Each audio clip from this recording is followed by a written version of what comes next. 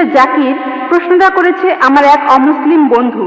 সে আমাকে বলে যে মুসলমানদের মধ্যেই বিভ্রান্তি আছে। মুসলমানরা নিজেরাই এক অন্যকে প্রশ্ন করে যে আপনি কি ওয়াহাবি নাকি আপনি একজন সুন্নি। তার মতে মুসলমানদের বিভ্রান্তির মধ্যে রয়েছে। এখন এ ব্যাপারে আপনি কি বলবেন? এ ব্যাপারে আমরা মুসলমানরা কি বলতে পারি? বোন, আপনি বললেন যে এক অমুসলিম বোন প্রশ্ন করেছেন যে মুসলমানদের নিজেদের মধ্যে বিভ্রান্তি আছে যে আপনি কি ওয়াহাবি নাকি হান্নাফি, শাফি নাকি মালিকি। তাহলে মুসলমানরা বিভ্রান্তির মধ্যে আছে, এর উত্তরটা কি? আমি অমুসলিম এই বোনের সাথে একমত। দুর্ভাগ্যজনকভাবে মুসলমানরা এখন অনেক ভাগে বিভক্ত। তবে আমি যখন হিন্দুদের বেদ পড়তে বলছি তখন মুসলমানদেরও কোরআন পড়তে বলছি।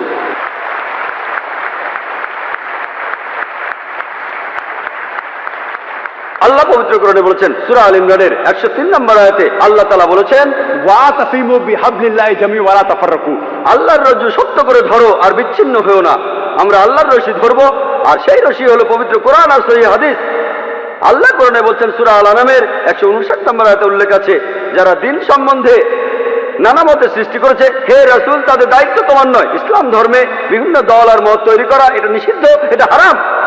কিন্তু যদি মুসলমানদের বলি আপনি কি, কেউ বলে আমি হানাফি, কেউ বলে শাফি, কেউ বলে হামলি, কেউ বলে ওয়াহাবি। নবীজি কি ছিলেন? তিনি কি হানাফি?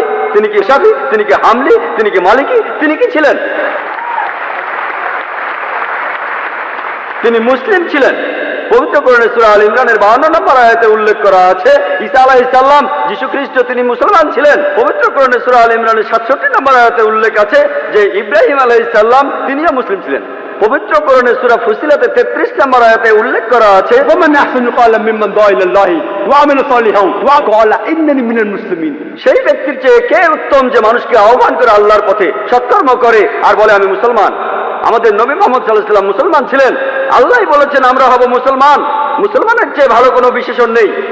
আর চারজন বিখ্যাত ইমামের সবাই, ইমাম আবু হানিফা, ইমাম শাফি, ইমাম আহমদ ইবনে হাম্বল, ইমাম মালিক, আল্লাহ সবাইকে শান্তিতে রাখুন, তারা বিখ্যাত পণ্ডিত। আমি তাদের সবাইকে শ্রদ্ধা করি, পছন্দ করি।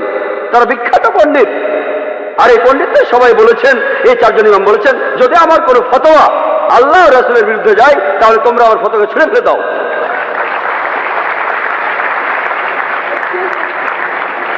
যদি ভালো করে দেখেন, এই যে ইমাম যারা ছিলেন তারা মুসলমানদের বিভক্ত করতে চাননি। তারা চেয়েছিলেন মানুষ যেন মূল ধর্মগ্রন্থগুলো পড়ে, কোরআন আর সহিহ হাদিস। তাই আমাদের এখন যা করতে হবে, আমি জানি যে লোকজন বলে একটা হাদিসে আছে মুসলিমরা 73টি ভাগে বিভক্ত হবে। এটা আছে তিরমিজিতে, সহিহ হাদিস 171 নম্বর হাদিস। নবীজি বলেছেন ভবিষ্যতে 73টি ভাগ তৈরি হবে। ভাগ করা উচিত সেটা বলেননি। নবীজি জানতেন যে আল্লাহ এই কাজটাকে নিষিদ্ধ করেছেন। তাহলে যেটা করতে পারেন, আল্লাহ আর রাসূলকে মানেন আর নিজেদের আপনারা যে নামে ডাকতে পারেন সেটা হলো মুসলমান।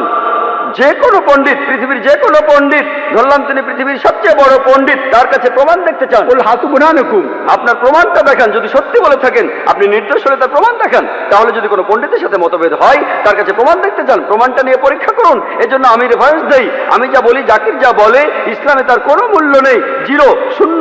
সেজন্যই বলি, জাকির বলেনি, আল্লাহ বলেছেন কুল হুয়াল্লাহু আহাদ, বলো তিনি আল্লাহ এক, অদ্বিতীয়। আমি জাকির বললে ইসলামে এটা মূল্যহীন, শূন্য। আল্লাহ যা কিছু বলেছেন সেটা মানতে হবে, নবীজি বললে সেটাও মানতে হবে। সেজন্য বোন, মুসলিমদের বিভক্ত হওয়া উচিত না, আমাদের শুধু মুসলিমই বলা উচিত। আর কোরআন আর সহিহ হাদিস আমরা মেনে চলবো। যারা বিভিন্ন মতের সৃষ্টি করে তারা ইসলামের বিরুদ্ধে।